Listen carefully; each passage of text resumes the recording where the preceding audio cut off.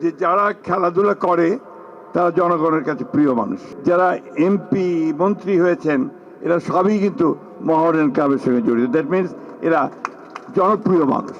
বিসমিল্লাহির রহমানির রহিম। আজকে আমার জন্য একটা অত্যন্ত বিরল ওকেশন। এই জন্যে যে ছোটবেলায় যখন রেডিওতে খেলা শুনতাম তখন এই মোহামেডান ক্লাবের খেলা শুনেছি, আমাদের তৎকালীন পূর্ব পাকিস্তানের এবং কলকাতার মোহামেডান স্পোর্টিং ক্লাবের। পরবর্তীকালে মোহামেডান ক্লাবের স্পোর্টিংয়ের সঙ্গে বিশেষ করে কলকাতার পরিচয় হয়েছে, এটা আবার একটু অন্যভাবে সাহিত্যের মধ্য দিয়ে। অর্থাৎ তখন যে উপন্যাস বা সাহিত্য লেখা হতো সেখানে মোহামেডান ক্লাবের অবশ্যই উল্লেখ থাকতো এবং দেখা যেত যে তখনকার দিনে কলকাতায় যারা বাস করতেন তারা মোহনবাগান আর মোহামেডানকে নিয়ে এবং ইস্ট বেঙ্গল এটা নিয়ে তাদের সেই উপন্যাস, তাদের সাহিত্য গড়ে উঠেছে। আজকের আমাদের অত্যন্ত জনপ্রিয় সভাপতি জনাব বরকতুল্লাহ বুলু মঞ্চে উপবিষ্ট আছেন। আমার কলেজ জীবন থেকে বন্ধু আমাদের মনিরুল হক চৌধুরী সাহেব। সকলের নাম বলতে গেলে অনেক নাম বলতে হবে। আমি শুধু বলতে যে এই মোহামেডান ক্লাবের যারা সুহৃদ, যারা ভালোবাসেন মোহামেডান ক্লাবকে, এবং পরিচালকবৃন্দ, কর্মকর্তাবৃন্দ এবং আমাদের মোহামেডান ক্লাবের সাবেক খেলোয়াড় এবং সদস্যবৃন্দ, আসসালামু আলাইকুম। আজকে একটা জিনিস প্রমাণিত হয়েছে যে যারা খেলাধুলা করে তারা জনগণের কাছে প্রিয় মানুষ। কারণ প্রমাণিত হয়েছে যে আজকে দেখবেন এখানে যারা এমপি মন্ত্রী হয়েছেন এরা সবই কিন্তু মোহামেডান ক্লাবের সঙ্গে জড়িত। দ্যাট মিনস এরা জনপ্রিয় মানুষ, এটা কিন্তু সার্বজনীন। আজকে এই যে নিয়াজ বসে আছেন আমাদের সামনে, ওর বাবা ছিলেন আমাদের শিক্ষক। রকিবুল হাসান তো আছেই, আমাদের রৌফলের ছোট ভাই। হ্যাঁ, ছোট না, রৌফলের ছোট ভাই তো। হ্যাঁ, তো রৌফল ছিল আমাদের এক ক্লাস জুনিয়র কন্টেম্পোরারি। বাট এটা একটা আলাদা জগৎ। এই জগতে যখন আসি তখন মনে হয় আই এম এট হোম। কারণ আমি নিজে মাঠে থাকতাম। অবশ্য আমি একেবারে মফস্বলের মানুষ, আপনাদের মতো ঢাকা মহানগরের মানুষ ছিলাম না।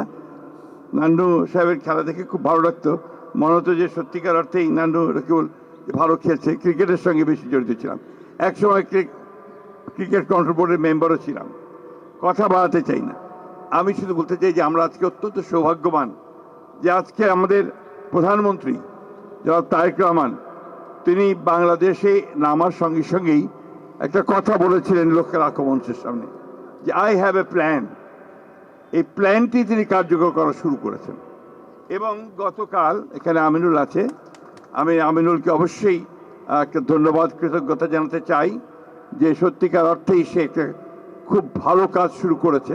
আমি খুব আশাবাদী যে তার নেতৃত্বে ক্রীড়াঙ্গন অনেক দূরে গিয়ে যাবে। তারেক রহমান সাহেব এই খেলাটাকে তিনি একেবারে গ্রামের মধ্যে, মানুষের মধ্যে নিয়ে যাওয়ার জন্য কাজ শুরু করেছেন। শুধু তাই নয়, এই খেলা যারা খেলোয়াড় তারা যেন পেশাজীবী হয়ে ওঠে খেলাকে নিয়ে, সেটাও তার মাথার মধ্যে রয়েছে এবং সেই লক্ষ্যেও তিনি কাজ শুরু করেছেন। কালকে ভাতা দেওয়া হয়েছে বা সম্মান করা হয়েছে, এটা বড় কথা নয়। বড় কথা হচ্ছে যে ভবিষ্যতে যারা খেলবে তারা যেন খেলাকে পেশা হিসেবে নিতে পারে, এই কাজটি তিনি শুরু করেছেন, যেটা আমি মনে করি যে বাংলাদেশের ক্রীড়াঙ্গনে নিঃসন্দেহে একটা নতুন চিন্তা, নতুন ভাবনা এবং সামনের দিকে এগিয়ে নিয়ে যাবে। প্রিয় ভাইয়েরা, আমরা খেলাধুলাকে আমাদের অন্তরে ধারণ করি। আমি এখনও সুযোগ পেলে মাঠে খেলা দেখতে যাই, এবং যদি আবাহনী মোহামেডান ফুটবল খেলা হয় তাহলে আবার দেখতে যাব। কারণ এগুলো আমাদের প্যাশন।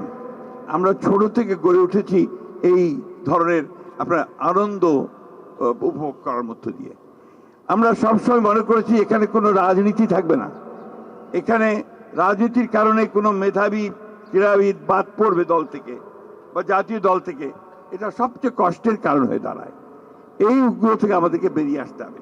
আমি আমাদের অত্যন্ত তরুণ ক্রীড়ামন্ত্রী, যিনি নিজে অত্যন্ত একজন দক্ষ, যোগ্য এবং বরেণ্য ফুটবলার ছিলেন, জাতিকে প্রতিনিধিত্ব করেছেন, তাকে অনুরোধ করব যে এই বিষয়টার দিকে লক্ষ্য রেখে রাজনীতিকে মুক্ত করে ক্রীড়াঙ্গনকে যদি আমরা সামনে নিতে পারি তাহলে নিশ্চয়ই আমরা সফল হব।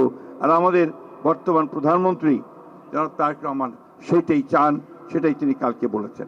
আমি বক্তব্য দীর্ঘ করবো না, এখানে অনেকে আছেন যারা রোদে কষ্ট পাচ্ছেন, গরমে কষ্ট পাচ্ছেন।